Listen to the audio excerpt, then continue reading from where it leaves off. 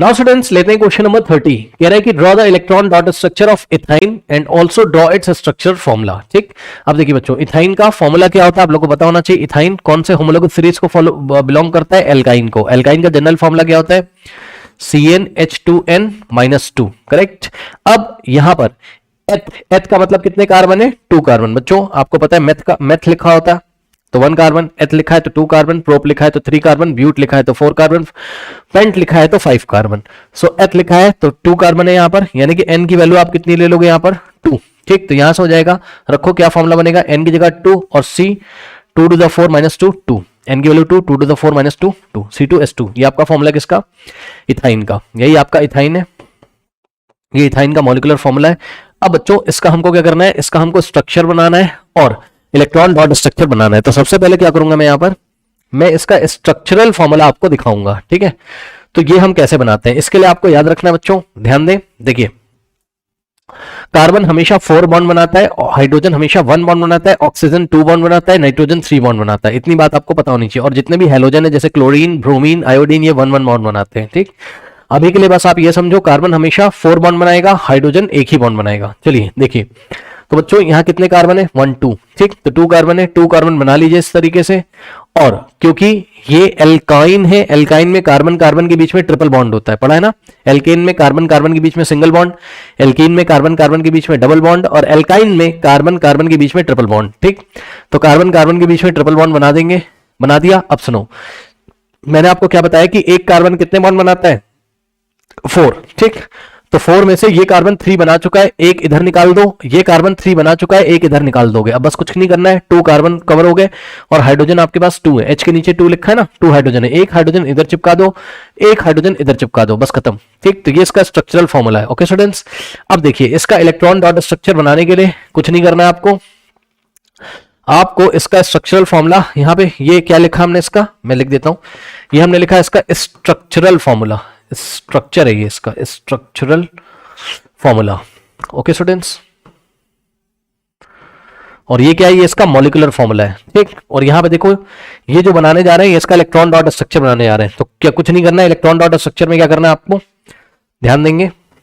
देखो, आपको हमेशा एक बॉन्ड को तोड़ देना है और 2 इलेक्ट्रॉन को उसकी जगह लिख देना है, बस सिंपल। देखो, इस कार्बन को लिखा आपने, ठीक, उसके बाद ये वाला बॉन्ड एक ब्रेक कर दिया, इसको ब्रेक करोगे, एक बॉन्ड जब भी ब्रेक करोगे 2 इलेक्ट्रॉन दिखाने, यानी कि 2 डॉट दिखाने। ठीक, तो 2 डॉट दिखाएंगे यहां पर, एक इलेक्ट्रॉन को ब्रेक करेंगे और 2 डॉट दिखाएंगे, ये इस तरीके से। ठीक, और इसके लेफ्ट में हाइड्रोजन है, हाइड्रोजन को लगा देंगे। नाउ स्टूडेंट्स अब ध्यान दें, ये वाला बॉन्ड ब्रेक करोगे तो फिर से 2 डॉट लगाओगे, यहां पे देखिए 2 डॉट आ गए। ठीक, उसके बाद नेक्स्ट ये वाला बॉन्ड ब्रेक करोगे तो फिर से 2 डॉट आएंगे। एक बॉन्ड को जब भी ब्रेक करोगे तो 2 डॉट आएंगे, याद रखना। 2 डॉट का मतलब 2 इलेक्ट्रॉन है। ठीक, उसके बाद ये वाले बॉन्ड को ब्रेक करोगे तो फिर से 2 डॉट आएंगे, तो एक डॉट यहां पर है, एक डॉट यहां पर है। ओके, नाउ अब ये वाला कार्बन चिपका देंगे, यहां पे चिपका दिया। ठीक, अब इसके बाद ये वाला बॉन्ड ब्रेक कर देंगे तो फिर से यहां पे 2 डॉट आ जाएंगे, ये लीजिए, ये हो गया इसका इलेक्ट्रॉन डॉट स्ट्रक्चर। ठीक है स्टूडेंट्स, इस पे आपको फुल मार्क्स मिल जाएंगे एग्जाम में। कुछ नहीं करना है, एक बॉन्ड को तोड़ दो और उसकी जगह 2 इलेक्ट्रॉन को जोड़ दो। जैसे एक बॉन्ड तोड़ोगे उस पे 2 इलेक्ट्रॉन होते हैं, एक बॉन्ड पे हमेशा 1 कोवेलेंट बॉन्ड पे हमेशा 2 इलेक्ट्रॉन होते हैं, 2 इलेक्ट्रॉन लगा दो, खत्म। ठीक, तो ये आपका आंसर यहां पर आ गया। ठीक है, लेकिन अब आइए इसकी मैं डिटेलिंग करता हूं कि ये स्ट्रक्चर और क्यों आया ये स्ट्रक्चर। ठीक है, उसके बारे में थोड़ा समझ लीजिए बच्चों।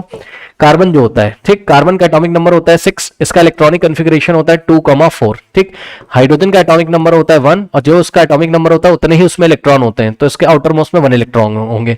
कार्बन के वैलेंस शेल में, यानी कि वैलेंस शेल मतलब आउटर मोस्ट शेल में कितने इलेक्ट्रॉन है? 4, और हाइड्रोजन के आउटर मोस्ट में 1 इलेक्ट्रॉन है। करना कुछ नहीं है, यहां पे ध्यान से चेक करो बच्चों, कार्बन लिखो, ठीक, और एक कार्बन और लिखो, और यहां पे एक हाइड्रोजन लिखो, और यहां पे एक हाइड्रोजन लिखो। अब ध्यान दो जरा, ये वाला जो कार्बन है आपका फर्स्ट वाला, ठीक, ये कार्बन के वैलेंस इलेक्ट्रॉन आपको डॉट से दिखाने हैं।